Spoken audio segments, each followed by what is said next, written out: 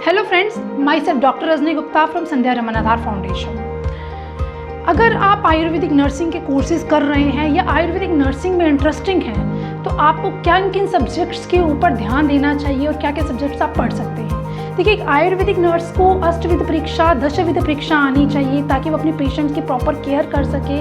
उसको नाड़ी का एग्जामिनेशन आना चाहिए, वात पित्त कफ का प्रॉपर ज्ञान होना चाहिए, नाड़ी में एनालिसिस आना चाहिए, कौन से दोषास किस अवस्था में हैं।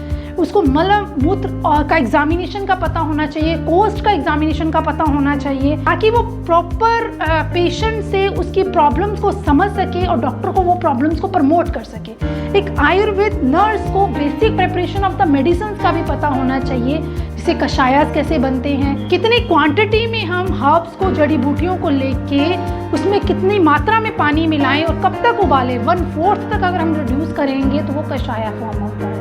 अगर हमें अपने पेशेंट को स्वरस फॉर्म देना है तो आयुर्वेद नर्सिंग में ये पता होना चाहिए कि स्वरस किस किस जड़ी बूटियों का निकाला जाता है, क्या क्या प्रिकॉशन मेजर्स होते हैं स्वरस निकालते हुए, किस किस हाइजीन मेथड को हमें यूज़ करना है स्वरस को निकालने के लिए। सिंपल अगर हम बात करें तो स्वरस निकालने का तरीका होता है, अगर हमने गेंदे के फूल का या आमलकी का स्वरस निकालना है तो उसको फ्रेश फ्लावर्स को लेके हम उसको धोएंगे। धोने के बाद उसको हम किसी भी जो हमारी खरल है उसमें अच्छे से क्रश कर लेंगे।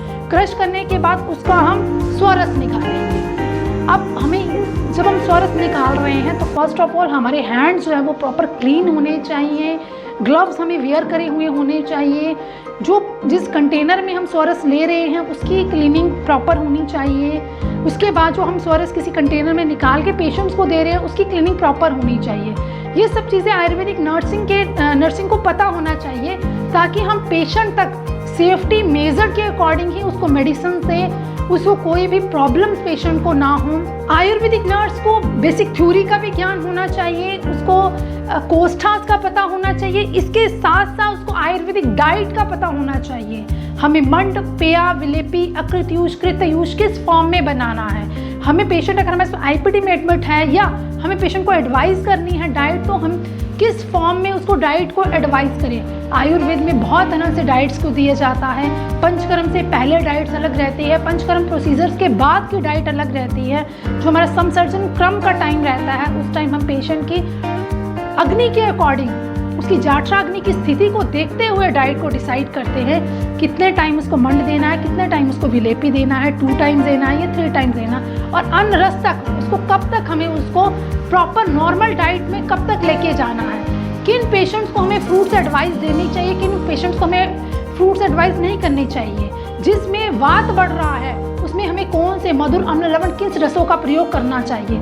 6 रस आयुर्वेद में बताए गए हैं, मधुर, अम्ल, लवण, कटु, तिक्त, कषाय। वात प्रकृति में कौन से रसों का सेवन करना है, पित्त प्रकृति में कौन से रस का सेवन करना है, और कफ प्रकृति वाले पेशेंट्स को हमें कौन से रस का सेवन करवाना चाहिए। ये एक आयुर्वेद नर्स को पता होना चाहिए ताकि हम अपने पेशेंट को प्रॉपर अच्छे ढंग से एक ट्रीटमेंट को प्रोवाइड कर सकें। अगर आप आयुर्वेदिक नर्सिंग के बारे में कुछ ज़्यादा जानकारी चाहते हैं या ये चीज़ें सीखना चाहते हैं कि हम पेशेंट्स की सेफ्टी मेजर्स को देखते हुए, उसकी प्रॉब्लम्स को समझते हुए, उसकी दोषात की स्थिति को देखते हुए हम उनको प्रॉपर ट्रीटमेंट दें, उसके लिए नीचे दिए गए नंबर्स पे आप कॉन्टैक्ट कर सकते हैं और बाकी की इंफॉर्मेशन वहाँ से ले सकते हैं। Thank you.